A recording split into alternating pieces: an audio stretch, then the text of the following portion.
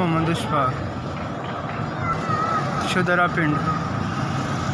दिहाड़ी तकरीबन 450 रुपये मिल रही, तकरीबन 10-12 साल।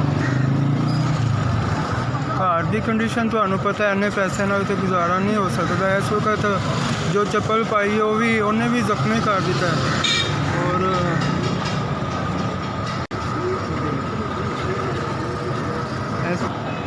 दो बेटियां ने मेरिया, तो मसला किराए वाला हिसाब है। बिल और गैस का बिल ही सिर्फ कमा के पैसे दे सकने, बाकी इस तो अलावा और खर्चन वास्ते तो बचता कोई नहीं है कोई।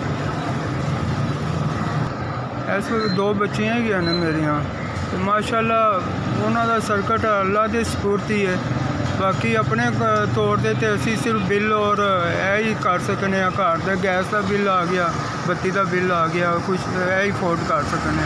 मैं बेटा तो है कोई नहीं और दो ही बेटियां ने, तो इन्ने पैसे बड़ी मुश्किल गुजारा हो रहा। फिर भी अल्लाह पाक का लख लख शुक्र है कि बस जिंदगी बसर कर रहे हैं। 2000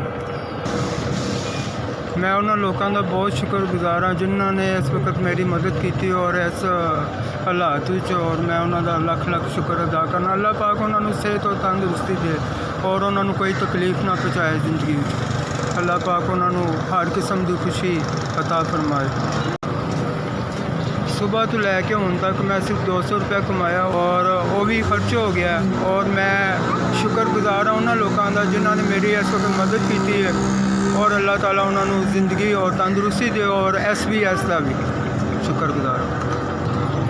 SVS का मैं बहुत शुक्रगुजार हाँ जिन्हों की वजह से मेरी मदद हुई।